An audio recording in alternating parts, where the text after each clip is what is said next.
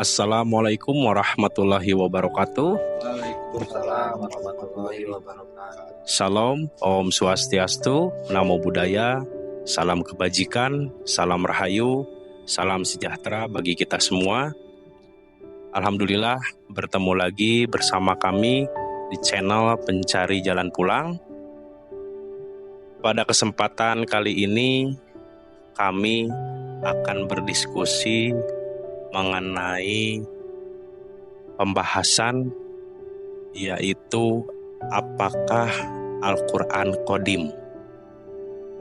Mungkin sebagian sudah mengenal dengan syair tanpa waton yang dipopulerkan oleh mantan Presiden RI yaitu Kiai Haji Abdurrahman Wahid atau Mbah Gus Dur, yang liriknya Al-Quran Qadim adalah wahyu minulyo, tanpa ditulis tapi bisa dibaca.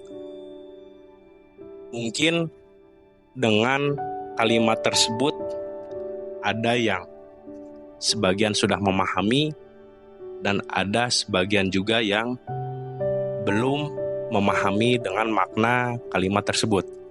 Mungkin di sini kami bertiga akan berdiskusi mengenai hal tersebut. Mudah-mudahan bisa menambah pengetahuan kepada saudara-saudara semua.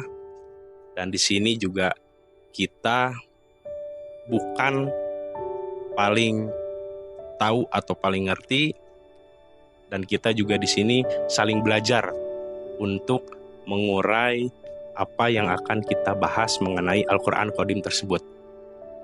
Baik, mungkin langsung aja. Yang pertama mengenai apakah Al-Quran Qadim akan langsung disampaikan oleh Bang Teja. Menurut sudut pandang Bang Teja, apa itu Al-Quran Qadim? Waktu dan tempat kami persilahkan. Baik, alhamdulillah, terima kasih Bang Denny atas kesempatannya. Pada malam hari ini seperti yang disampaikan, saya bersama Bang Denny, Bang Teguh akan membahas materi dengan tema diskusi malam ini adalah apa itu Al-Quran Qadim. Seperti yang kita ketahui bahwa Al-Quran itu adalah kitab mushaf yang sebanyak 30 juz itu yang semua kita ketahui. Tapi ternyata ada yang disebut Al-Quran Qadim gitu kan. Qadim itu sendiri artinya ada sebelum diadakan. Berarti sebelum bangsa Arab atau bangsa dunia ini ada pun sebenarnya Al-Quran Qadim itu sudah ada karena sifatnya ada sebelum diadakan gitu kan. Tapi kalau dengan Al-Quran yang mushaf itu fisiknya ada itu setelah diciptakan misalkan menggunakan mesin cetak gitu. Barulah ada dan nanti akan hilang lagi gitu loh. Tapi Al-Quran Qadim itu tidak akan pernah hilang gitu kan. Karena ada sebelum diadakan dan tidak akan pernah tiada. Makanya Al-Quran Qadim berkekalan dengan Allah itu sendiri. Begitu untuk masalah Al-Quran Qadim. Sehingga untuk bentuknya itu abstrak gitu. Tidak seperti Al-Quran mushaf yang konkret bentuknya gitu kan, yang nyata fisiknya. Tapi Al-Quran Qadim itu abstrak. Makanya dalam syair tanpa waton disebutkan bahwa Al-Quran Qadim itu tidak ditulis, bisa dibaca, wahyu minulyo gitu. Nah gitu, tidak ditulis bisa dibaca. Nah, bagaimana cara membaca Al-Quran Qadim itu? Tentunya kita harus menggunakan faktor Qadim dalam diri kita. Yang mana faktor Qadim dalam diri kita itu adalah ruhani kita. Kalau bisa berandailah atau kiasnya gitu kan. Dalam syariat itu, ini pandangan saya ya, Al-Quran mushaf itu secara syariat itu kan redaksinya kata-katanya itu dari Allah sendiri disampaikan melalui malaikat Jibril lalu kepada Nabi Muhammad Shallallahu Alaihi Wasallam, gitu kan. Sedangkan menurut pandangan saya nih ya, menurut pandangan saya setelah beradaptasi di Toriko ini, Al-Quran Qadim itu sifatnya seperti hadis qudsi, karena Al-Quran firman dan hadis qudsi juga sama-sama firman. Bedanya hadis qudsi itu firman Allah dari maknanya, Allah itu memberikan makna kepada Nabi dan Nabi Muhammad yang meredaksikan. Jadi ada dua firman yang kita ketahui bahwa firman yang lafaz kata-katanya itu Allah sendiri dan disampaikan melalui malaikat Jibril langsung dituliskan kepada Nabi Muhammad. Sedangkan sedangkan firman Allah yang satunya lagi yang disebut hadis qudsi, Allah direct langsung kepada Nabi Muhammad tanpa perantara gitu.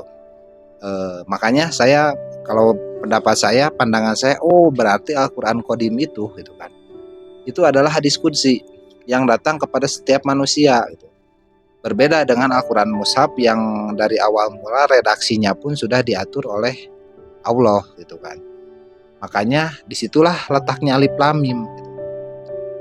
Ya ini penjelasan atas pandangan kita di sekolah Thariqah ini ya gitu kan. Setelah kita beradaptasi ya alif lam mim itu maksudnya gitu kan. Alif lam mimnya itu dari sana gitu. Nur Allah, nur malaikat Jibril, nur Muhammad gitu. Itu perantara itu yang sehingga bisa lahirnya itu gitu. Tapi seperti yang sudah saya jelaskan, bahwa untuk memahami Al-Quran Qadim itu kita memahami Al-Quran Mushaf itu kita mutlak harus mendapat Al-Quran Qadim dulu. Ibaratnya kata saya tuh bahwa Al-Quran Qadim itu seolah-olah seperti software, sedangkan Al-Quran Mushaf itu adalah hardware-nya.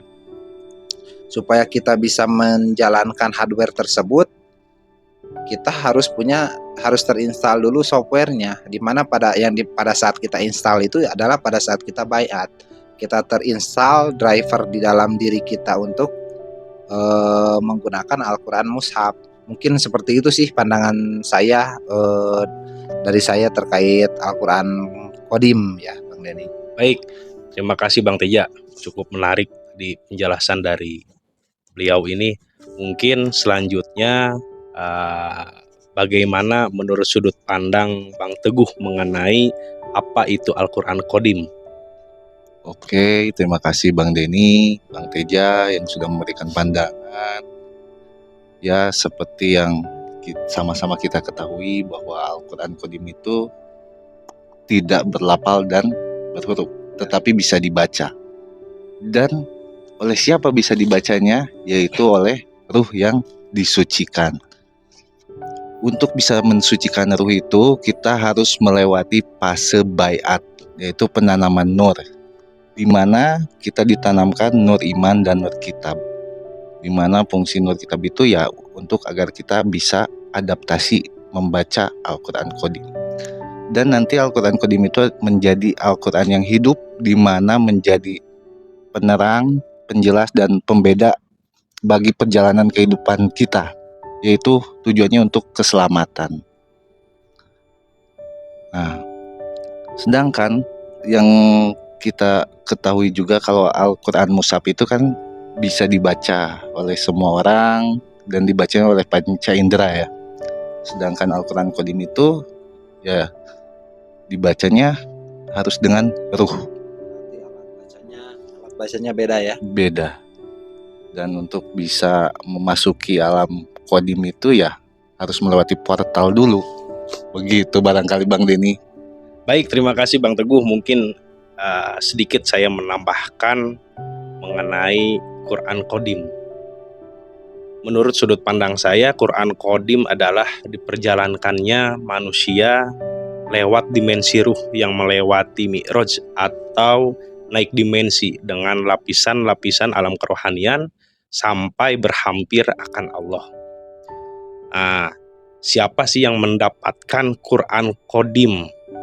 Yaitu ada tanda-tandanya.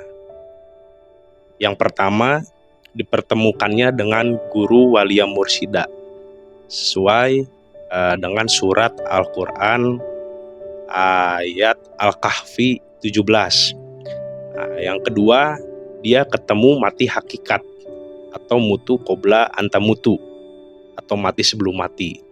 Dan yang ketiga, ditanamkannya nur iman dan nur kitab. Kita tidak akan bisa membaca Quran Qadim tanpa ditanamkan nur iman dan nur kitab ke dalam dada kita, sesuai dengan surat Asy-Syura ayat ke-52. Nah, yang keempat, ketemu jembatan Shirathul Mustaqim. Yang kelima, dia bisa masuk alam akhirat. Nah, yang keenam, dia bisa mi'raj atau naik dimensi. Dan yang ketujuh, dia ketemu wasilah sesuai dengan surat Al-Maidah ayat ke-35. Nah, mungkin demikian yang dapat saya sampaikan. Barangkali ada tambahan dari Bang Teja atau Bang Teguh mengenai pembahasan yang kita bahas kali ini. Mungkin tambahan dari saya seperti yang dijelaskan oleh Bang Denny barusan, bahwa dipertemukan dengan walia mursida yang pertama kan, terus yang terakhir ketemunya wasilah. Betul. Nah, yang dimaksud Bang Denny itu walia mursida itu adalah wasilahnya, dan walia mursida itu punya halifah-halifahnya, punya link carrier, wasilah carrier, punya ibaratnya kalau dikiaskan itu misalkan walia mursida itu seperti tower listriknya, sutetnya. Nah, khalifahnya itu seperti tiang listrik yang sampai rumahnya gitu loh. Kalau dikiaskan ya gitu kan. Analoginya ya. Analoginya atau kiasnya itu walia mursidanya itu seperti lokomotif, khalifahnya itu gerbongnya gitu loh. Kita sama-sama bisa tetap terhubung gitu loh. Yang penting terdapat unsur mutlaknya. Yang tidak boleh itu khalifahnya mengaku sebagai walia mursida gitu. Gerbong mengaku sebagai lokomotif. Kalau sampai itu terjadi, sementara khalifahnya itu tidak menerima waris, akan terputuslah gitu. Terputuslah gelombang mutlak tersebut. Kenapa? Karena itu akan menjadi gerhana. Khalifahnya nanti akan menjadi gerhana kepada walia mursida yang asli. Betul. Nah, sehingga tidak gelombang mutlaknya, setrumnya hilang gitu. Karena sudah menjadi gerhana, sudah terstop di situ gitu. Kasihan ke murid-muridnya. Ini hanya obrolan pengetahuan ya, diskusi ya buat kita bahwa itulah yang disampaikan oleh guru kita, sehingga tersumbatlah kalau dibilang tersumbat itu gitu loh. Nah, buat teman-teman juga untuk mendapatkan Al-Quran Qadim itu mutlak harus melalui wasilah atau link wasilahnya gitu. Kalau tanpa melalui itu tidak bisa, karena ada rukun syaratnya gitu kan. Yang pertama baiat, ada metodologinya lah gitu. Karena setelah baiat itu ternyata ada metodologi agama gitu kan. Metodologi agama itu ada adaptasi di dalamnya, ada wirid sendiri, wirid jamaah, ada suluk gitu kan, ada ubudiyah dan sebagainya gitu kan.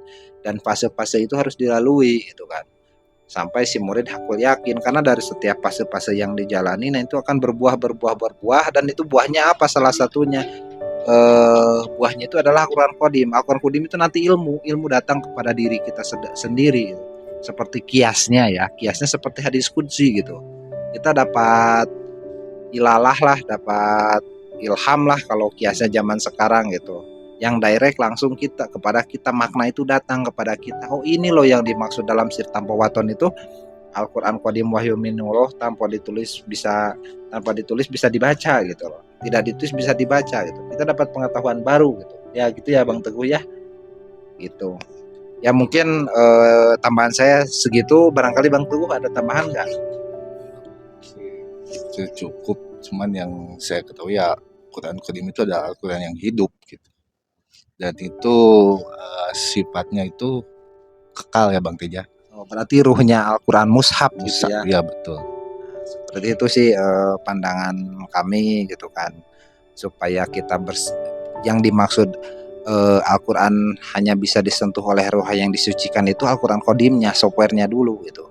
Karena kalau yang mushaf itu gak kekal, bisa ditaruh di atas meja pun ya bisa hilang, bisa terbakar, bisa ada bagaimana. Sedangkan kalau yang Qadim itu ditaruh di atas gunung pun gunung akan meledak gitu loh. Nah itu tuh harus harus logis. Nah memang itu logikanya gitu menurut pandangan Mungkin kami sama seperti itu. halnya dengan kalau manusia itu dimensinya jasmani dan rohani gitu. Kalau Nah, Al-Quran gitu, Bang. itu mushaf dan kodim mungkin gitu ya. Nah gitu Bang. Dan Al-Quran yang mushaf dibacanya menggunakan dengan Panca indera, jasmani gitu ya. melalui panca Tapi indera. Al-Quran kodim itu dibacanya dengan ruhani kita Rohani. gitu ya. Karena yang Qadim hanya bisa terbaca oleh Qadim juga. Betul. Sementara yang Qadim dalam diri kita, yang mutlak dalam diri kita adalah ruh. Betul. Yang jasmani baharu, awalnya gak ada, menjadi ada, hilang lagi, menjadi gak ada lagi. Betul. Sementara yang ruh itu tetap ada. Ya. Dan itulah yang harus kembali kepada yang maharu kan Maharu. setelah kita nanti mati gitu kan. Betul. Ya hidup di dunia kan terbatas gitu Ya. kan. Tujuan kita di dunia itu sebenarnya dalam ilmu thariqah ini apa? Ya innalillahi gitu kan. Bagaimana kita bisa innalillahi gitu kalau kita belum bersih. Makanya ada fase-fasenya gitu. Dalam ilmu tasawuf itu taholi, tahali, tajali gitu kan. Fase pembersihan. Kan sakit sekali dibersihkan itu ternyata gitu loh. Seperti itulah Bang Denny. Baik, mungkin demikian yang dapat kami sampaikan. Semoga bermanfaat. Tetap jaga kerukunan dan kedamaian di setiap perbedaan. Kita jadikan Indonesia menjadi negara yang bertoleransi tinggi antar umat beragama. Salam kebajikan, salam rahayu, salam kebangkitan tasawuf, salam kebangkitan spiritual, salam Nusantara, salam Indonesia. Wabillahi taufiq wa hidayah, waridho wa inayah, illahi anta maksudi, waridho kamatlubi. Assalamualaikum warahmatullahi wabarakatuh. Waalaikumsalam warahmatullahi wabarakatuh.